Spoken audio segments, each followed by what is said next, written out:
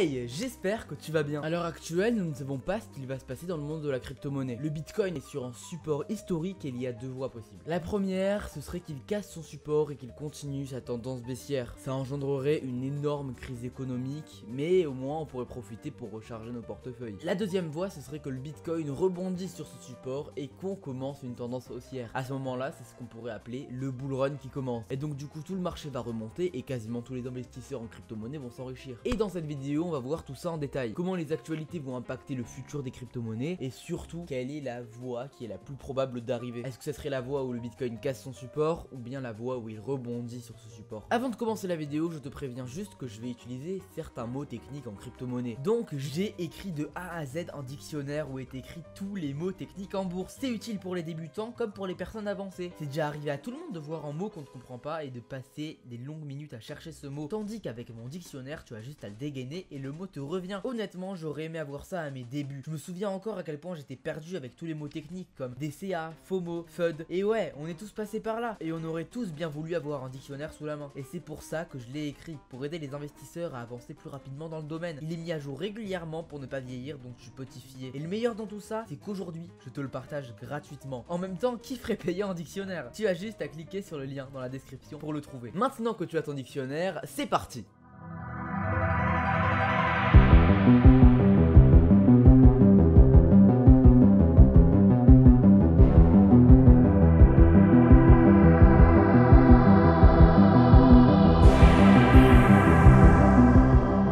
Sur le graphique du Bitcoin, donc déjà on va un petit peu voir par rapport au support sur lequel on est actuellement. On peut voir ici qu'en 2017 on a fait un plus haut qui a rebondi pour tomber en tendance baissière. Ça nous fait d'ailleurs penser un petit peu à ce qui s'est passé en 2021 quand le bear market a commencé. On a fait une énorme montée pour se cogner quelque part et puis partir en tendance baissière. Puis on peut voir ensuite en 2020 que le Bitcoin a tenté de revenir sur cette résistance pour la casser. Il s'est une première fois échoué, puis il a retenté, puis il a rééchoué, puis il a retenté, il a réussi à percer cette résistance et depuis on était bullish à fond. Maintenant on est bearish et on est sur cette résistance qui est devenue un support. Donc on peut voir en gros qu'on a touché déjà deux fois ce support, qu'on a rebondi déjà une fois dessus. Mais si on zoome un petit peu et qu'on voit plus précisément, on a déjà rebondi dessus énormément de fois. On peut voir qu'on a rebondi dessus ici une première fois, puis ici pour une deuxième fois, ici pour une troisième fois, ici pour une quatrième fois, et puis on est sur la cinquième fois où cette fois le rebond ne se fait pas, on est plutôt dans une range, on stagne un petit peu depuis déjà quelques jours. Donc on va voir un petit peu, tout se joue maintenant en fait. C'est-à-dire que d'ici les prochains jours, voire prochaines semaines, on va avoir notre réponse finale. Est-ce que le Bitcoin va grimper ou est-ce qu'il va complètement descendre? En gros, dès qu'il sortira de cette range qui est entre 20 600 et environ 17 800, là on saura exactement ce qui va se passer sur le Bitcoin. Mais en attendant, on ne peut rien dire avec précision. De plus, niveau analyse, j'ai une autre théorie à apporter. On peut voir ici qu'après cette grosse montée, on était descendu ensuite, on a un gros dump jusqu'au plus bas de moins 82%. Puis ensuite ici, on peut voir que le plus bas était redescendu à moins 75, d'accord? Donc on peut voir que ça avoisine à chaque fois les 70 à 80% de gros dump après un gros pump. Donc on va essayer de voir maintenant depuis le top du Bitcoin jusqu'à maintenant qu'est-ce qu'il s'est passé. On est déjà descendu de moins 73%,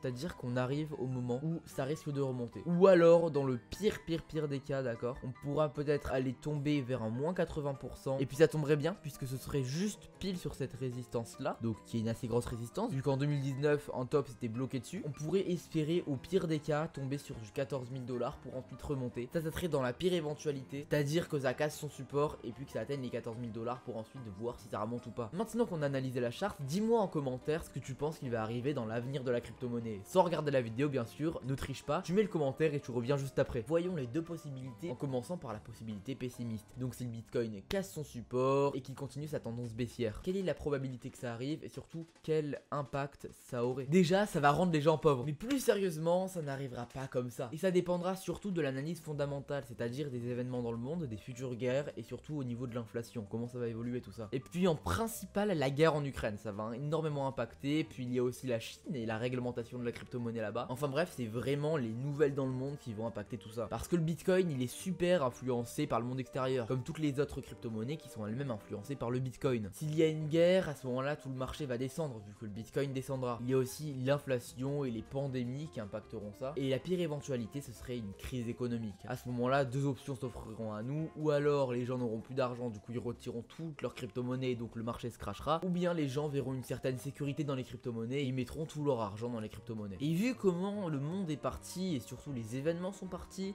je pense qu'on a beaucoup plus de risques de continuer notre bear market. Et il faut être prêt au pire, vraiment se préparer, parce qu'il faut être conscient que le Bitcoin a plus de risques de casser son support plutôt que de rebondir dessus. Si le Bitcoin casse son support, le marché prendra un gros coup. Je ne pense pas te l'apprendre. Sinon, je t'invite à regarder cette vidéo, ça t'expliquera pourquoi le marché est influencé par le Bitcoin. À ce moment-là, une majeure partie des cryptos du top 100 vont disparaître du top 100, un peu comme le Luna, et énormément de petits projets en crypto qui sont super prometteurs, comme par exemple Arriva, vont couler. Pour résumer, si le Bitcoin casse son support, ce sera l'occasion de recharger son portefeuille. Et vraiment, l'erreur à ne pas faire, l'erreur que tous les débutants font, c'est panic sell. Et il ne faudra vraiment, mais ne surtout pas panic sell, parce qu'il y aura une énorme panique autour de ça, et les gens vont commencer à vraiment dénigrer le Bitcoin à ce moment-là, et c'est quand on dénigre une crypto-monnaie qu'elle va pump. Tu te rappelles un petit peu du Shiba par exemple, tout le monde l'a dénigré, et la pump à ce moment-là. Et c'est exactement ce qu'il va se passer. Si le Bitcoin casse son support, il y aura énormément de FUD et de panic sell, et c'est là qu'il faudra avoir un mental d'acier pour réussir à ne pas toucher son portefeuille, ou encore mieux, recharger ses crypto-monnaies, parce que le prix sera super bas, ce sera des super soldes, et du coup ce sera super bénéfique d'en acheter. Vraiment, le secret ce sera de rester objectif et de voir sur le long terme. On s'en fout complètement s'il y a une grosse bougie rouge de moins 50%, si quelques semaines ou quelques mois plus tard il y aura une bougie verte qui fera 3 fois sa taille. Maintenant, voyons la possibilité optimiste. Le Bitcoin rebondit sur le support et on devient riche.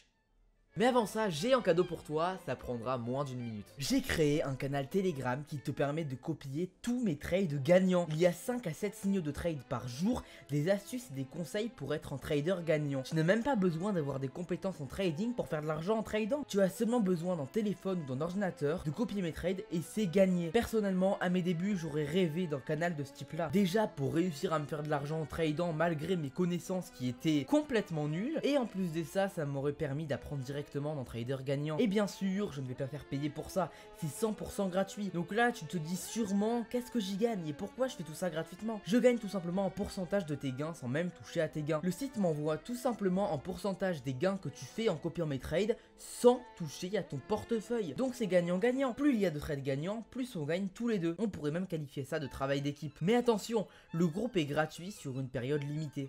Donc profites-en tant que c'est gratuit. Tu as juste à cliquer sur le lien Telegram dans la description pour rejoindre l'aventure. Maintenant que tu peux copier tous mes trades, on reprend. Si le Bitcoin rebondit sur le support et on repasse en tendance haussière, à ce moment-là, on deviendra tous riches. En tout cas, tous les investisseurs en crypto-monnaie. Parce qu'à ce moment-là, le Bitcoin va aller viser les 100 000 $. C'est une foutue résistance psychologique qu'on va aller toucher, voire frôler, et puis redescendre à mon avis. Même dans le meilleur des cas, aller péter cette résistance-là pour viser encore plus haut. Vers l'infini et au-delà! Mais comme je l'ai dit plus tôt, cette possibilité a moins de chances d'arriver que la possibilité pessimiste. Mais ce qui est sûr, c'est que dans tous les cas, un jour le Bitcoin va rebondir sur une résistance pour péter son ATH. La question, c'est seulement de savoir quand. Mais dans tous les cas, on va stonk, ça je te le garantis. N'oublie pas, le secret du monde de la crypto-monnaie est de rester objectif, de voir long terme et surtout de se débarrasser de nos foutues émotions. Je le répète encore une fois, mais il ne faudra pas panic sell. Il ne faudra surtout pas écouter les FUDers qui diront n'importe quoi. Vraiment, tu hold et tu recharges même si possible. J'espère que tu as apprécié la vidéo. Si c'est le cas, n'hésite pas à liker et à t'abonner à la chaîne, ça me ferait super plaisir et ça me soutiendrait moi et mon travail. N'hésite pas à me laisser un commentaire pour me dire ce que tu as pensé de la vidéo. Je te souhaite une super journée ou une super soirée. Bye.